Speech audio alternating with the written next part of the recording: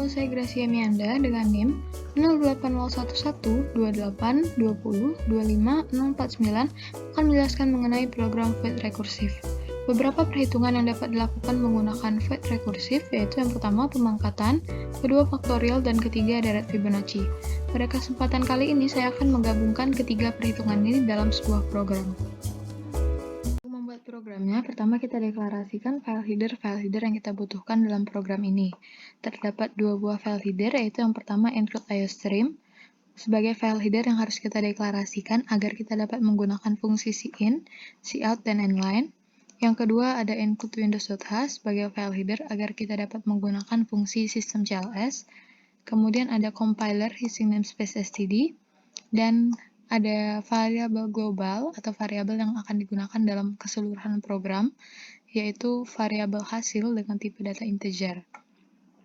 Kemudian kita deklarasikan void atau subprogram yang terdapat dalam program ini. Terdapat 3 buah void, yaitu void faktorial, void pangkat, dan void Fibonacci. Nah, untuk mendeklarasikan void pangkat, itu kita menggunakan pernyataan if, di mana A sama dengan 1, maka hasil akan berubah menjadi 1, dan jika tidak memenuhi atau A-nya tidak sama dengan 1, maka program akan memanggil kembali fungsi faktorial dengan parameter A dikurang 1. Dan hasil juga akan berubah menjadi hasil sama dengan hasil dikali A. Kemudian dalam void pangkat, ini terdapat dua buah parameter, yaitu integer A dan integer B, di mana apabila integer B-nya sama dengan 0, maka hasil akan menjadi 1, dan apabila B-nya tidak sama dengan 0, maka program akan memanggil kembali pangkat dengan parameter A dan B-1. Kemudian hasil juga akan berubah menjadi hasil sama dengan hasil dikali A. Selanjutnya untuk void Fibonacci, itu parameternya adalah integer bilangan. Kemudian ada juga variabel-variabel yang akan digunakan dalam void ini, ada variabel A, B, dan C yang semuanya bertipe integer, di mana nilai awal A adalah 0, nilai awal B adalah 1, dan nilai awal C adalah 0. Kemudian kita gunakan pernyataan for untuk mengulangi proses mencetak Fibonacci-nya. Di mana untuk integer I sama dengan 1 sampai integer I lebih kecil sama dengan bilangan, program itu akan mencetak nilai A, kemudian nilai C akan diisi dengan nilai A plus B, nilai A akan diisi dengan nilai B, dan nilai B akan diisi dengan nilai C. Kemudian kita buat program utamanya dengan in main. Nah, pada program utama ini akan digunakan satu variabel, yaitu variabel pilihan yang bertipe data integer. Kemudian kita buat judul programnya. Judul programnya itu adalah program pemangkatan, faktorial, dan Fibonacci. Nah, di sini kita berikan pilihan kepada pengguna program apa yang ingin dia gunakan. Yaitu yang pertama program pemangkatan, yang kedua program faktorial, dan yang ketiga program Fibonacci. Kemudian kita berikan perintah kepada pengguna untuk memasukkan pilihannya, dan input pengguna itu akan disimpan dalam variabel pilihan. Kemudian kita berikan jarak atau spasi dengan cout_line, dan kita hapus tampilan layar sebelumnya, yaitu ada judul, kemudian ada pilihan program, dan perintah untuk memasukkan program, itu semuanya kita hapus dengan menggunakan sistem CLS. Nah, karena pengguna tadi sudah memasukkan pilihannya, kita cek sekarang pilihannya, apakah dia 1, 2, atau 3, atau tidak sama sekali. Artinya, pengguna itu memasukkan di luar angka 1, 2, atau 3. Nah, apabila pengguna memilih angka 1, program akan masuk ke case 1. Di mana dalam case 1 terdapat dua buah variabel lokal, yaitu A dan B yang bertipe integer.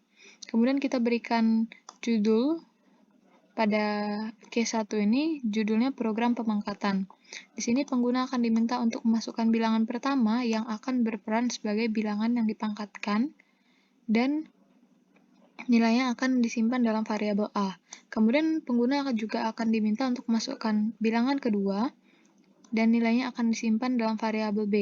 Nah, variabel B ini atau bilangan kedua ini berfungsi sebagai pangkatnya.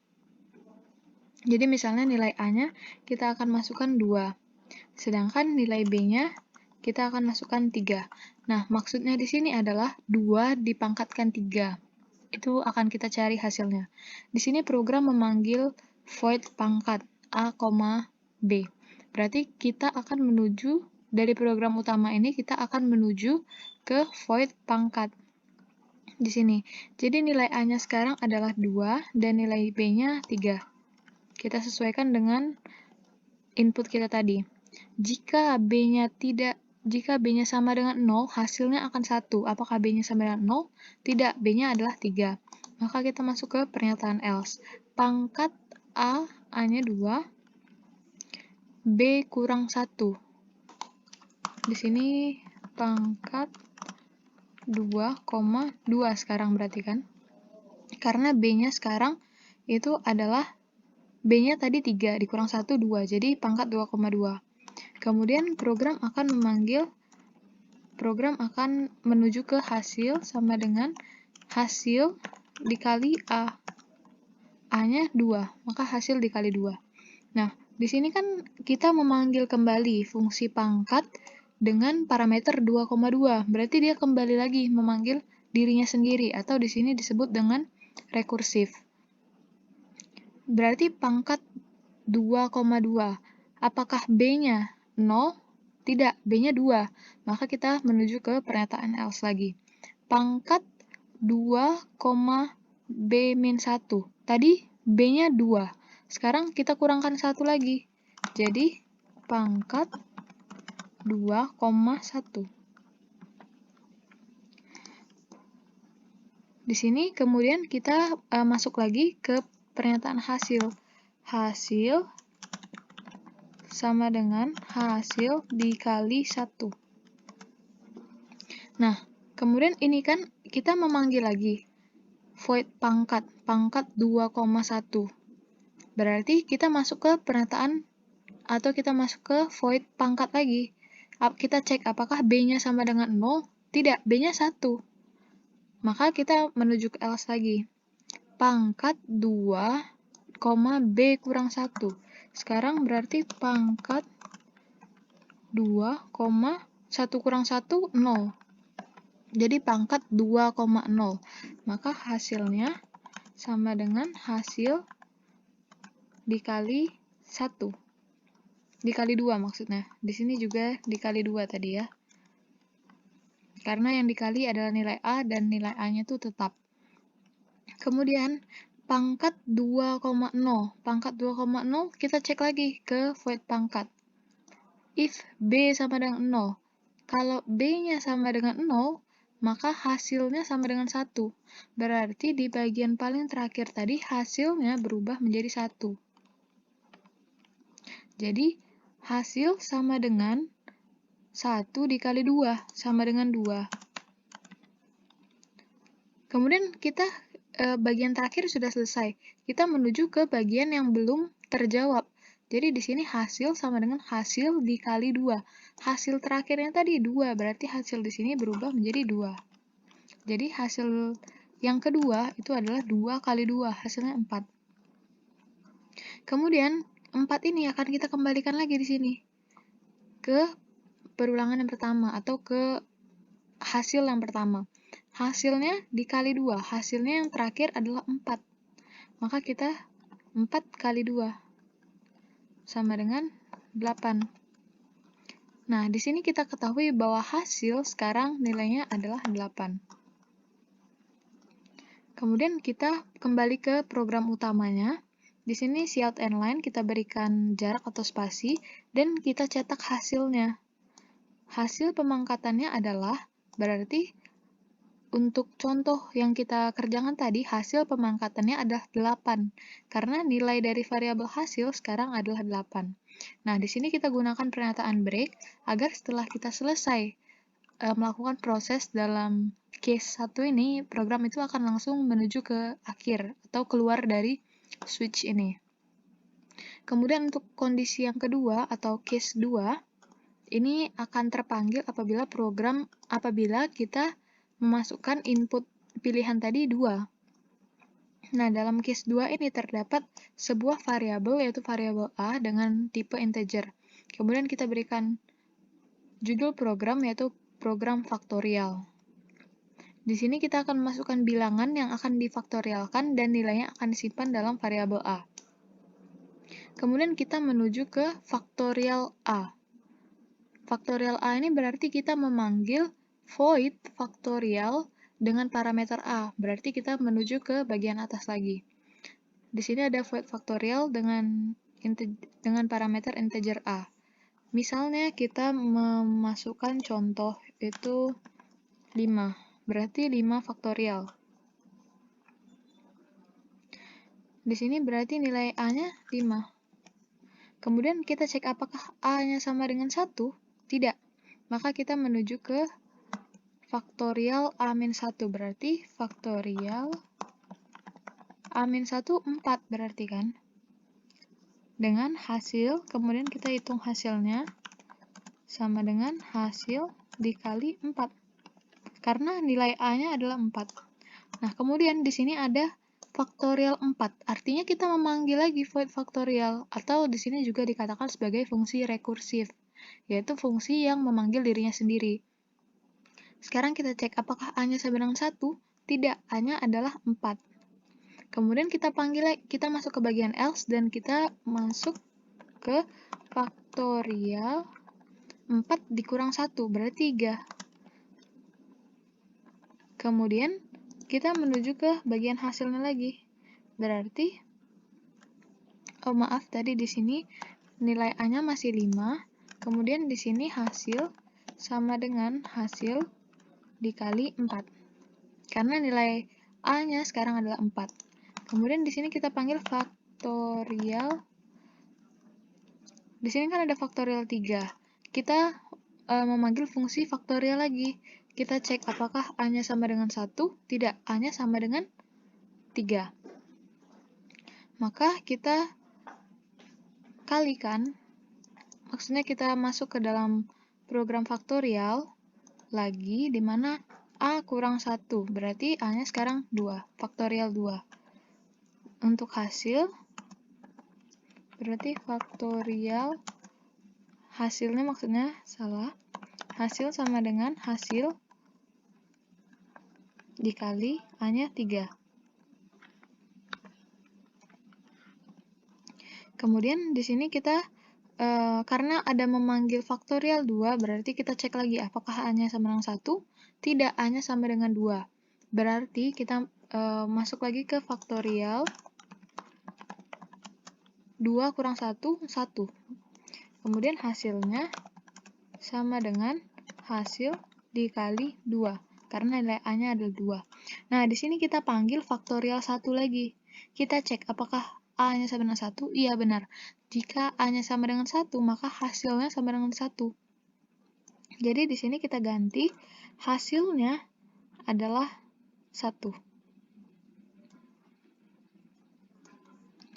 Maaf sebelumnya, di sini kita belum deklarasikan untuk hasil yang terakhir. Hasil sama dengan hasil dikali 1. Hasilnya adalah 1. Jika A-nya 1, hasilnya 1. Di sini 1 berarti. Kemudian hasilnya 1 dikali 1, 1. Menuju ke yang sebelumnya, berarti 1 juga. Hasilnya sekarang adalah 2. 2 dikembalikan ke yang sebelumnya, berarti hasilnya di sini berubah jadi 2. 2 kali 3 hasilnya 6. Kemudian hasil di yang sebelumnya berubah menjadi 6. 6 dikali 4 hasilnya adalah 24. Kemudian nilai 24 ini dikembalikan ke hasil yang sebelumnya lagi. Berarti hasil yang di sini sama dengan 24. 24 dikali 5 sama dengan 120. Jadi kita ketahui untuk program faktorial ini hasilnya adalah 120. Kita kembali ke program utama. Di sini kita akan mencetak hasil dari faktorialnya adalah hasil. Nilai dari variabel hasil adalah 120, maka program akan mencetak hasil faktorialnya adalah 120. Kemudian di sini juga sama, kita gunakan pernyataan break untuk keluar dari kondisi, sehingga program itu tidak akan membaca bagian di bawah-bawahnya lagi. Kemudian untuk kasus yang ketiga atau case 3, ini program akan menuju ke case ini apabila pengguna itu memilih angka 3. Nah, dalam kasus ketiga ini terdapat satu buah variabel, yaitu variabel bill, dengan tipe data integer. Kemudian kita berikan judul programnya, yaitu program deret Fibonacci, dan kita akan diminta untuk masukkan bilangan. Nah, bilangan di deret Fibonacci ini maksudnya adalah banyaknya deret yang akan kita tampilkan. Berapa deret pertama yang akan kita tampilkan. Kemudian kita menuju ke siin bilangan. Maksudnya nilainya dimasukkan dalam variabel bilangan. Kemudian kita akan memanggil void Fibonacci dengan parameter bill. Kita kembali ke atas untuk menuju ke void Fibonacci-nya. Nah, di sini nilai awal dari A adalah 0, nilai awal dari B adalah 1, dan nilai awal dari C adalah 0. Misalnya tadi kita ingin menampilkan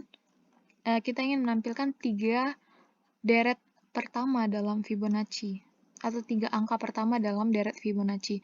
Nah, di sini berarti nilai I-nya, maksudnya nilai bill-nya berubah menjadi 3. Untuk I sama dengan 1 sampai I lebih kecil sama dengan 3. Kita cetak A. Nilai A-nya tadi adalah 0, berarti kita cetak 0. Kemudian nilai C akan diisi dengan nilai A. Nilai A-nya tadi adalah 0, ditambah nilai B-nya 1. Berarti nilai C sekarang adalah 1. Kemudian nilai A akan diisi dengan nilai B. Berarti nilai A-nya sekarang 1. Dan nilai B akan diisi dengan nilai C. Nilai C-nya 1. Kemudian kita menuju ke I++. Sekarang I-nya adalah 2.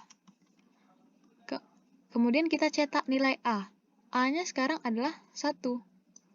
Maka kita cetak 1. Kemudian kita menuju ke C. C-nya tadi adalah A plus B. Nilai A-nya 1. Nilai B-nya juga 1. Jadi 1 tambah 1 sama dengan 2. Sekarang nilai C adalah 2. Maka kita isi nilai B-nya adalah 2. Karena di sini nilai dari C akan dimasukkan atau dipindahkan ke B. Nah, nilai dari A akan diisi dengan nilai B, di mana nilai B sebelumnya adalah 1, jadi nilai A sekarang adalah 1. Nah, kemudian kita menuju ke I++ lagi, sekarang I-nya adalah 3. Apakah 3 lebih kecil sama dengan 3? Iya, benar. Maka kita mencetak nilai A. Nilai A sekarang adalah 1. Di sini, A sama dengan 1. Kemudian, kita menuju ke C, di mana nilai C itu adalah A plus B. Berarti A-nya 1, B-nya 2. Nilai C sekarang adalah 3. Nilai A diisi dengan nilai B. Nilai B-nya 2. Nilai B diisi dengan nilai C. Nilai C-nya 3. Kemudian kita menuju ke I++, sekarang I-nya adalah 4. Apakah 4 lebih kecil sama dengan 3? Tidak, berarti kita keluar dari pernyataan for ini, di mana hasil yang kita dapatkan 3 angka pertama dalam deret Fibonacci yaitu 0, 1, 1. Karena di sini kita sudah melakukan cetak dengan menggunakan cout, berarti di program utama kita tidak perlu lagi mencetak angka tersebut. Jadi di sini kita langsung gunakan break untuk keluar dari program. Selanjutnya, jika pengguna memasukkan angka selain dari 1, 2, dan 3, itu program akan menuju ke default, dengan program akan mencetak Anda memasukkan angka yang salah. Kemudian program akan berakhir. Di sini kita akan mencoba untuk menjalankan programnya. Pertama kita memilih dulu program apa yang akan kita gunakan. Misalnya kita menggunakan program pemangkatan, maka kita pilih 1. Nah, tampilan tadi yang berisi judul utama dan pilihan-pilihan program yang dapat kita pilih tadi akan hilang dan akan tampil program pemangkatan. Masukkan bilangan pertamanya, contohnya tadi 2, dan bilangan keduanya adalah 3. Maka hasil pemangkatannya adalah 8, atau dengan kata lain, hasil 2 dipangkatkan dengan 3 adalah 8. Kemudian, apabila kita memilih pilihan 2, itu akan tampil program faktorial. Masukkan bilangan, tadi misalnya 5. Maka hasil faktorial dari 5 adalah 120. Sedangkan apabila kita memilih pilihan ketiga, maka akan tampil program deret Fibonacci. Masukkan bilangan 3, maka akan tampil 3 bilangan pertama dalam deret Fibonacci, yaitu 0, 1, dan 1.